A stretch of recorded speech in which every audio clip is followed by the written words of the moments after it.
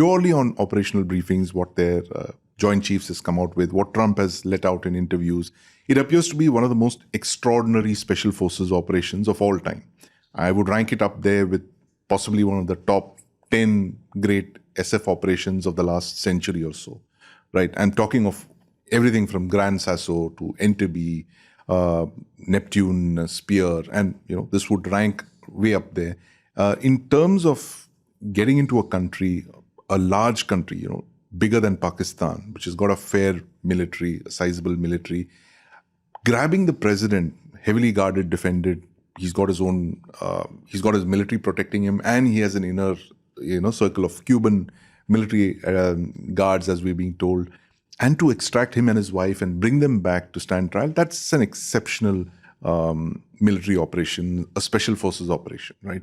This would rank up there with, say, I wouldn't say Entebbe. Entebbe is gold standard, right? Operation Thunderbolt, now called Jonathan.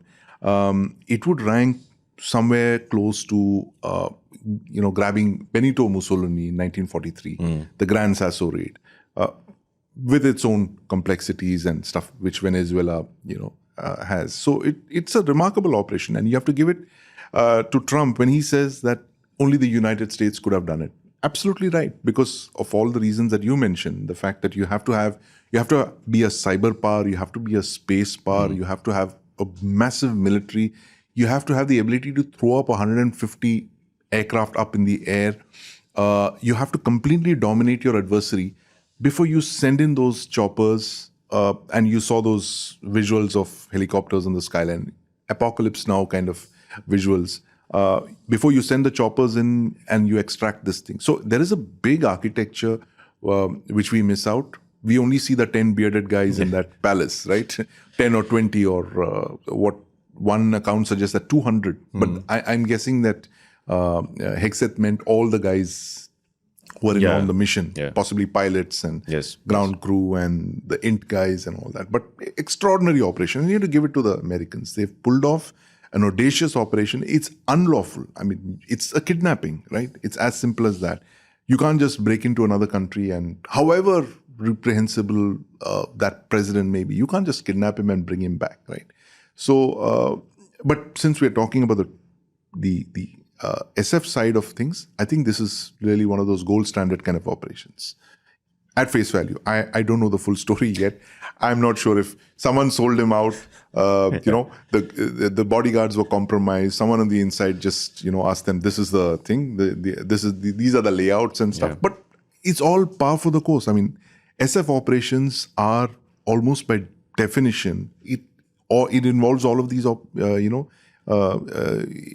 elements that you have to have people on the inside. You have to bribe people.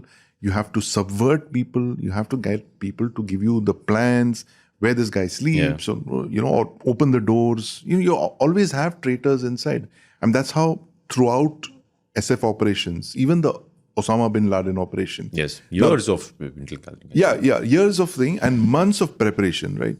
And that was a challenging operation because there again, I mean, if you're looking at the people within, you had that doctor who took those medical samples, who was hired by the CIA to go house to house. He's still in prison, poor chap. Seymour Hersh, the investigative journalist, believes that this intel for the Osama bin Laden raid was a walk-in from an ISI. A senior ISI officer just walked in saying that Osama bin Laden is being kept in a ISI safe house in Abbottabad. I want my money. As simple as that. So the entire thing of the courier, according to Seymour Hersh, that they tracked a courier and therefore, they followed the courier to this mysterious house in Abbottabad. That was a cover. And the actual thing was the intel came from someone who sold Osama bin Laden out. But I mean, that's the way spec ops are throughout history.